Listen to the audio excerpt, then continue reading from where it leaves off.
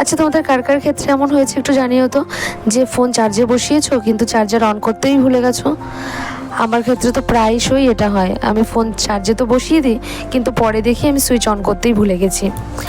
এরকমই একটা ভুল আমার এই ভিডিওর ক্ষেত্রে হয়েছে। এই ভিডিওটা আমি যখন এই জিনিসগুলো যখন আমি বানাতে বসি তখন আমি ভেবেছি আমি সুইচ অন করেছি, কিন্তু পরে গিয়ে দেখি সুইচ অন করতেই ভুলে গেছি।